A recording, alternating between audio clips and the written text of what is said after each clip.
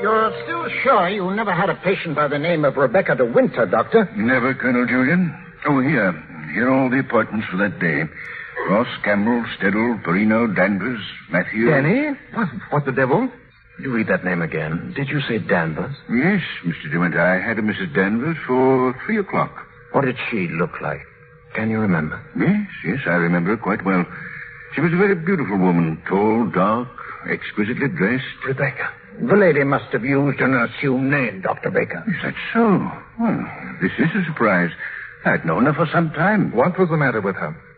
My dear sir, there are certain... Could you possibly supply a reason, Dr. Baker, for Mrs. de Winter's suicide? For her murder, you mean?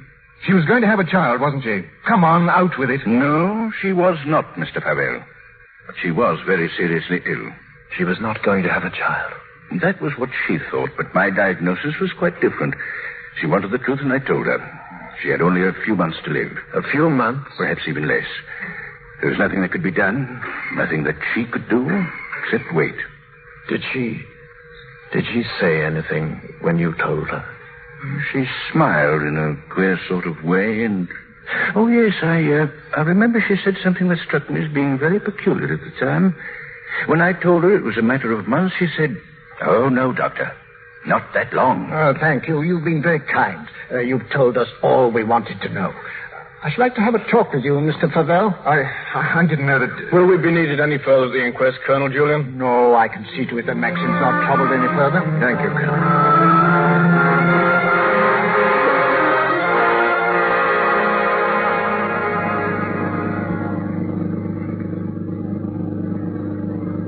Frank?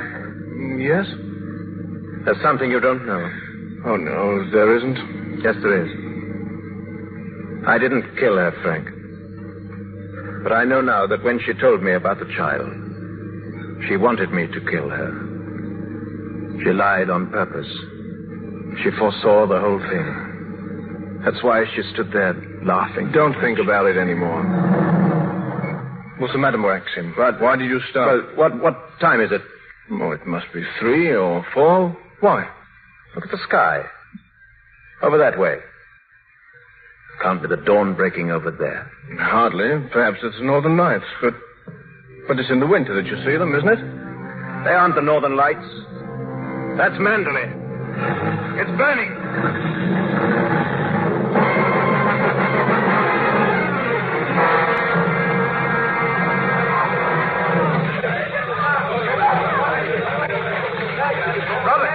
Robert, have you seen Mrs. De Winter? Where is she?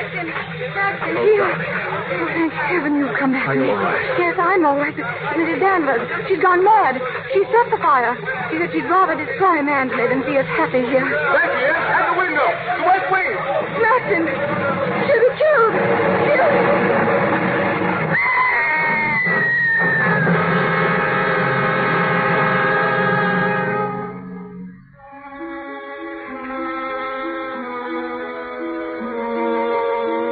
Last night I dreamt I went to Mandalay again. As I stood there, hushed and still, I could swear that the house was not an empty shell, but lived and breathed as it had long ago. But Mandalay is no more, and we are happy now, Maxim and I. For all our fears and suffering lie buried in its ruins.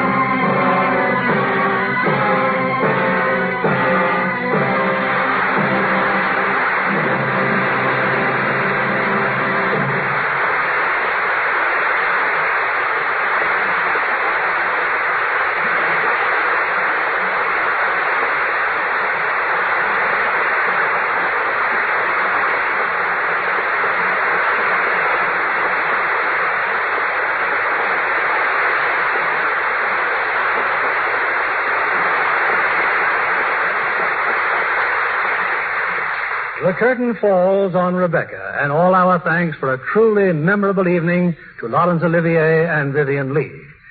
Laurence, the last time we met, the circumstances were quite different. It was in England during the war. Yes, I remember it well. You came down to Denham Studios while we were filming Henry V.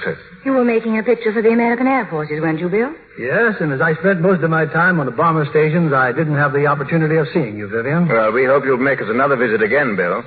Perhaps we'll be able to repay some of Hollywood's wonderful hospitality. We just can't believe that any two people could be so generously treated. And the same was true in New Orleans as well. I believe you were there on location making scenes for your picture, Streetcar Named Desire. Well, Scarlett O'Hara should have felt right at home in New Orleans. That's right, Bill. It looks like all of Vivien's American picture career will be spent in the Deep South. By the way, Vivien, didn't you play Streetcar Named Desire on the London stage for some time? Well, as a matter of fact, I did. And then when Larry decided to come over for Paramount to make the picture of Carrie for William Wyler, I decided to take advantage of Warner Brothers' offer to do a streetcar. And what are your immediate plans? Oh, plenty of rest. You see, we're taking the long way home. We're sailing next week on a tramp steamer. Sounds wonderful. And what about when you get back to England? More Shakespearean roles, Laurence? No, I rather think we'll do something a little lighter for a change. Werner, you know, we'd love to see you both in a comedy. All of which prompts me to ask, Bill, what's your play next week?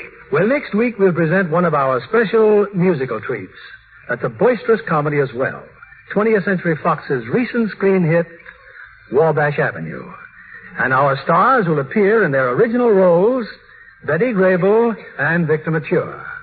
A wonderful cast in a musical of the wonderful gay 90s. Well, I'm sure everyone will look forward to that, Bill, just as much as we do. Good night. Good night. And bon voyage.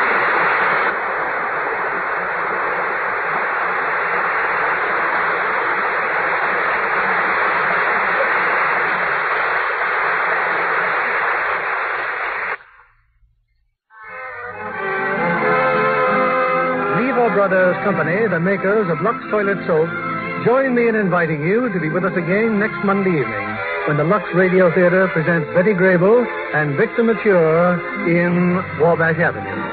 This is William Keighley saying good night to you from Hollywood.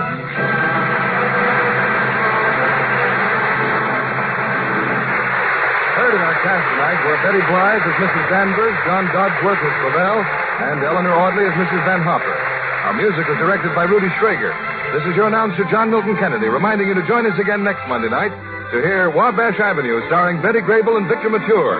Stay tuned for My Friend Irma, which follows over these same stations. This is CBS, the Columbia Broadcasting System.